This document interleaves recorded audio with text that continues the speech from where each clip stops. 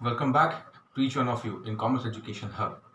In today's class of BCom second year in economics, हम एक नए टॉपिक को कवर करते हैं. We will be unlocking a very important topic that is known as winding up of company. एक company is an artificial person created by law. कानून के द्वारा निर्मित एक लीगल डॉक्यूमेंटेशन के तहत एक artificial person created by law is known as company. अब एक कंपनी आपकी ड्यू टू लॉसेस कह लीजिए या सम काइंड ऑफ XYZ ऐसी सर्कमस्टांसेस, जब आपको उस कंपनी को क्लोज आउट करना पड़े, जब आपकी कंपनी की बैलेंस शीट क्लोज आउट हो जाती है, तब हम जानते हैं उसे वाइंडिंग अप के नाम से. ठीक है, हमारी बैलेंस शीट जिसमें हम अपने एसेट्स को सेल आउट करके बेच करके अपने लायबिलिटीज को हम चुकाते हैं, और फिर जो हमारे शेयर होल्डर्स हैं और जो कंपनी के मेंबर्स हैं उनके राइट्स यानी उनके अधिकारों के तहत हम उन्हें इक्वली या एक प्रोपोर्शनेट रेशियो में, एक निर्धारित अनुपात में हम उस एक्स्ट्रा पैसे को जो हमने एसेट्स को बेच के कमाया है और लायबिलिटीज को पूरा करने के बाद हम उसे इक्वल रेशियो में डिस्ट्रीब्यूट कर देते हैं हमारे शेयर होल्डर्स और साथ ही साथ हमारे मेंबर्स के पास. ओके, लेकिन we have a correct definition of the same.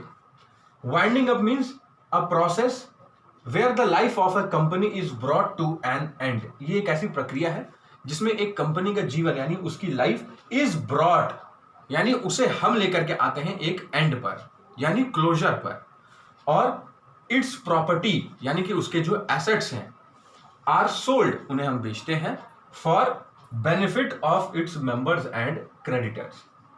Benefit of its members, benefit means उनके जो मेंबर्स हैं यानी कि उसमें शेयर होल्डर्स भी आ सकते हैं, कंपनी के मेंबर्स भी आ सकते हैं, बोर्ड ऑफ डायरेक्टर्स और सारे लोग आ जाएंगे उसमें जो कि हमारे कंपनी के एक लीगल मेंबर्स हैं जो कंपनी के ROC के रजिस्टर्ड में है. ROC means register of company.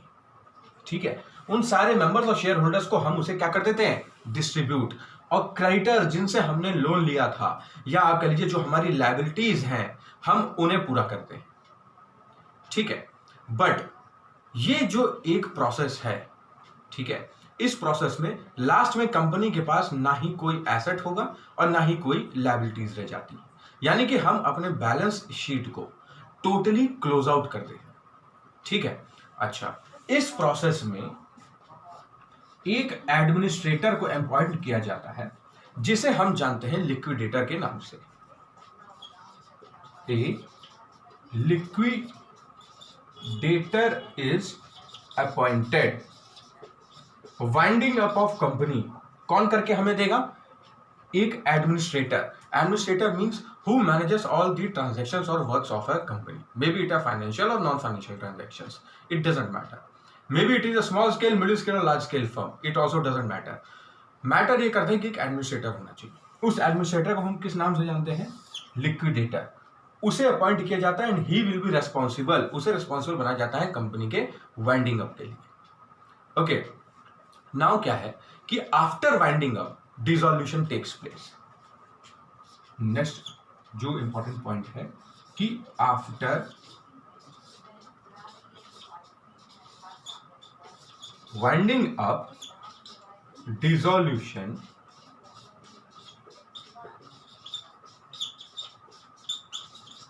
takes place. Sorry, after winding up, winding up के बाद में जब हमने अपनी बैलेंस शीट को क्लोज आउट कर लिया, एसेट्स को बेच के लायबिलिटीज को पूरा किया और हमारे क्रेडिटर्स को सारा जो अमाउंट था उसे चुकाने के बाद अपने मेंबर्स और शेयर होल्डर्स में डिस्ट्रीब्यूट कर दिया, बैलेंस शीट क्लोज आउट हो गई. अब क्लोज आउट होने के बाद हमारी बैलेंस शीट में कहीं ना कहीं देखिए एक पॉसिबिलिटी रहती है कि फिर से आप अपने बिजनेस को रन कर सकते हैं. ये किसके हाथ में है, हमारे लिक्विडेटर, या फिर लिक्विडेटर से कंसल्ट करता है हमारा एंटरप्रेन्योर, ओनर, या पार्टनरशिप बेसिस पर है तो वो partners. Okay, so after winding up dissolution takes place. अगर वाइंडिंग अप की प्रक्रिया चल रही है तो उस दरमियान आप कंपनी को दोबारा रन आउट करवा सकते हैं. But if winding up process complete हो चुका है तभी जाकर के लास्ट में कंपनी क्या हो जाती है, डिसॉल्व। उसके लिए एक फाइनेंशियल टर्म है हमारे पास, या कह लीजिए कमर्शियल टर्म है कॉमर्स के फील्ड में, that is known as dissolution. Dissolution means अब आपकी कंपनी पूरी तरीके से क्लोज आउट हो जाती है, ठीक है। साथ ही साथ अब हम देखते हैं इसके ग्राउंड्स कि भाई ऐसी कौन सी जरूरत आन पड़ी कि आपने अपनी कंपनी को क्लोज आउट कर दिया, या कह लीजिए कि जरूरत तो ठीक, ऐसी कौन से आपने अपने कंपनी के प्रति अनवांटेड वर्क्स किए जिसकी वजह से आपकी कंपनी क्लोज आउट हो रही है, तो उन्हें जानते हैं हम ग्राउंड्स। ग्राउंड्स यानी कि बेसिस, ओके, ग्राउंड्स, और you can mention them as basis, sorry, by opinion of court, सबसे पहला। दूसरा है कि if company is unable to pay its debts, ठीक है। या फिर आप तीसरा इसमें इंक्लूड आउट कर सकते हैं कि इफ अगर आपकी पब्लिक कंपनी है, ठीक है, और उसमें मेंबर्स की संख्या बिलो 7 है और प्राइवेट में बिलो 2 है, और लास्ट केस आपका आता है कि इफ कमेंसमेंट यानी कि कंपनी के स्टार्टअप में कमेंसमेंट में आपका विदिन 1 ईयर क्या हो जाता है, एन एरो मैंने यहां पर पुटअप किया हुआ है, suspension. So let's complete it. यहां पर हम देखते हैं अब हमारे ग्राउंड्स या बेसिस, वो आधार कौन से हैं कि जिनके कारण या कारणवश हमें अपनी कंपनी को क्लोज आउट करना पड़ता है।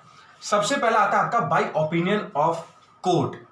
कोर्ट ओपिनियन कब देती है, जब वो ये देखती है कि मार्केट में आपके क्रेडिट्स लिमिट लेस हैं। लिमिट लेस मीन्स जो आपको लिमिट दी गई थी बैंक के द्वारा या किसी भी एक फाइनेंशियल इंस्टीट्यूशन, या तीसरा आप कह सकते हैं कोर्ट के माध्यम से कि भाई इससे ज्यादा आपका मार्केट में क्रेडिट नहीं होना चाहिए। फॉर एग्जांपल लोन नहीं होने चाहिए, या किसी प्राइवेट फाइनेंशियल इंस्टीट्यूशन से आपने कैश की हेल्प ना ली हो, ठीक है, या मार्केट में आपने किसी भी XYZ अपने मेंबर्स या शेयर होल्डर्स से लोन ना लिया। तो ये जो चीज है आपकी by opinion of court, court जब देखती है कि आपके क्रेडिट्स, एक ही केस आता है इसमें गाइस, जब आपके क्रेडिट्स लिमिट लेस हैं, अनवांटेड आपने क्रेडिट्स कर दिए मार्केट में कंपनी के नाम से, तब जाके कोर्ट एक रेजोल्यूशन पास करती है, और उस रेजोल्यूशन पास में आपको नोटिस दे दिया जाता है 15 डेज का, और उन 15 डेज 15 दिन के भीतर आपको अपनी कंपनी को क्या करना पड़ता है, वाइंडिंग अप, यानी कि आप उसकी बैलेंस शीट को क्लोज करते हैं। The second one, if company is unable to pay its debts. Debts means जो हमारे कंपनी के, हमने मान लीजिए फॉर एग्जांपल मैं इसे समझाना चाहूंगा, हमने रॉ मटेरियल लिया था मार्केट से, इन द बिगिनिंग हमने पेमेंट किया, बट जब अगेन सॉरी, मार्केट में हमारे प्रोडक्ट की डिमांड अचानक मान लीजिए इंक्रीज अप हो सकती है, मार्जिनल डिमांड इंक्रीज होने लग जाए, और उस मार्जिनल प्रोडक्टिविटी को मीट आउट करने के लिए हम जब अगेन ज्यादा से ज्यादा रॉ मटेरियल्स को परचेज करने लगते हैं, तो we are unable to make the payment. अब हम उस पेमेंट को नहीं कर पाए, अब वो पेमेंट हमारा जो है क्रेडिट बन चुका है, और वो क्रेडिट डेब्ट्स के फॉर्म में हो गए, यानी कि इतनी ज्यादा आपके क्रेडिटर्स बढ़ गए जो लिमिट लेस है, तो उस केस में आप अपनी कंपनी को वाइंडिंग अप करना पड़ता है। दूसरा आपका आ गया third one, that public company अगर आपकी है, यानी गवर्नमेंट कंसर्न अगर है, और उसमें मेंबर्स की संख्या कितनी है, बिलो 7, जो कि होनी नहीं चाहिए भाई, because only and only in Indian company act 2013 it is clearly mentioned that number of members, और आप कह लीजिए board of directors, should be at least 7 in case of public company, यानी सरकारी कंपनी के तहत आपके मेंबर्स की संख्या कितनी होनी चाहिए, 7। प्राइवेट कंपनी में 2 होनी चाहिए। लेकिन अगर हमारी पब्लिक कंपनी और उसमें मेंबर्स की संख्या अचानक बिलो 7 हो जाए, 7 से कम, और 2 से कम हो जाए प्राइवेट के केस में, तो जाकर के आपको कंपनी को वाइंड अप करना पड़ता है। Why? Because according to Indian companies act 2013 it is against the law, ये कानून के खिलाफ है। और आपका फोर्थ पॉइंट आता है commencement with in 1 year suspension. इस लाइन का अर्थ होता है गाइज कि आपने जब कमेंस किया अपना बिजनेस, यानी जब आपने स्टार्टअप किया, आपने रजिस्ट्रेशन करवाया, आपने इनकॉर्पोरेशन किया, लेकिन आपके रजिस्ट्रेशन और इनकॉर्पोरेशन के बाद after getting the certificate of registration आपने कंपनी चलाई ही नहीं। कब तक? एक फाइनेंशियल ईयर तक, from 1 April any year to 31 March any year आपने कंपनी रन ही नहीं की, अपना बिजनेस रन ही नहीं किया। इन दैट केस सबसे पहला, या फिर आपने किसी भी ट्रांजैक्शन में भी इट इज अ फाइनेंशियल और नॉन फाइनेंशियल ट्रांजैक्शन को इंक्लूड ही नहीं किया, यानी आपने क्या कर दिया? सस्पेंशन कर दिया अपनी कंपनी का, यानी कोई भी ट्रांजैक्शन का सस्पेंशन करना उचित होगा, आपने कर दिया है। ठीक है, so these were the grounds और बेसिस। आगे हम देखते हैं इसके मोड्स क्या है। Okay, so kindly note it down.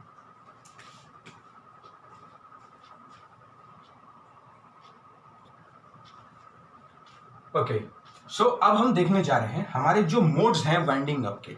Modes means guys जो आपके माध्यम हैं, जो वेज हैं जिनके साथ में हम अपनी कंपनी को वाइंड अप कर सकते हैं।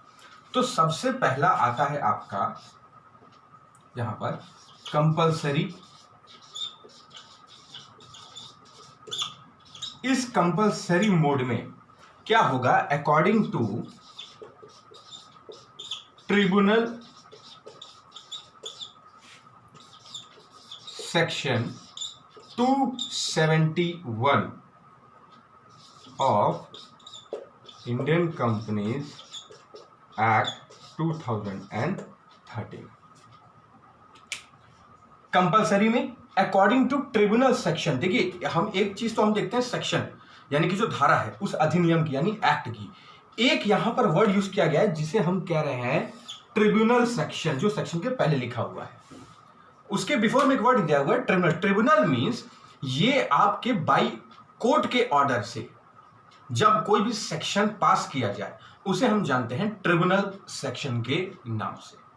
क्लियर? सो इस ट्रिब्यूनल सेक्शन में हमें यह बताया गया है, कितनी धारा है? 271 ऑफ कौन से एक्ट की? आईसी एक्ट तो मैंने लिखा, आप इसे फुल फॉर्म में लिखेंगे Indian companies act 2013। It is very clearly mention, जब कोर्ट का ऑर्डर आ जाए, जब आपके डेब्ट्स इंक्रीज हो जाए, या आपके क्रेडिट्स लिमिट लेस है मार्केट में, ठीक है, या आपकी कंपनी के खिलाफ किसी प्रकार का फ्रॉड, फ्रैजरी या ऐसा कोई हार्म और डैमेज पहुंचाया गया है किसी XYZ व्यक्ति, पर्सन या कंपनी को मार्केट में, तो ऐसे केस में क्या होता है? कोर्ट आपकी एक रेजोल्यूशन पास कर देती है।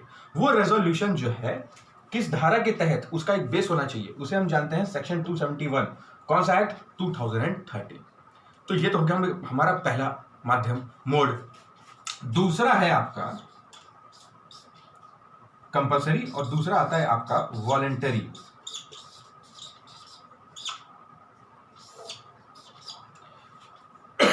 Sorry, according to section 304 of Indian company act 2013। यहां पर देखिए जिस सेक्शन का यूज होगा वो कौन सा रहेगा? सेक्शन 301। कौन से एक्ट का? इंडियन कंपनीज एक्ट 2013 में ये कहा गया है कि वॉलंटरी मोड जो है इसमें क्या होता है, कंपनी एक नोटिस देती है अपने मेंबर्स को, और एक वो नोटिस में मेंशन किया रहता है कि भाई हम एक जनरल मीटिंग ऑर्गेनाइज करने जा रहे हैं। उस जनरल मीटिंग में जो कंपनी के बोर्ड ऑफ डायरेक्टर्स बुलवाते हैं अपने मेंबर्स के लिए और खुद भी उसमें इंक्लूड आउट रहते हैं, शामिल होते हैं, उसमें एक रेजोल्यूशन पास किया जाता है कि भाई अब हम अपनी कंपनी को वाइंड अप कर रहे हैं। रीजंस मे बी एनी, किसी भी एक्सप्लिसिट रीजन को उस जनरल मीटिंग में बताया जाएगा बोर्ड ऑफ डायरेक्टर्स के और साथ ही साथ सारे मेंबर्स के, और उसमें उसे मेंशन किया जाता है कि हम अपनी कंपनी को वाइंड अप कर रहे हैं। तो ये हो गया हमारा कंपल्सरी वाइंडिंग अप और दूसरा हो गया आपका voluntary winding up. Okay, so I hope you would have understood the topic well. Kindly note it down, study the same from your book. Thank you.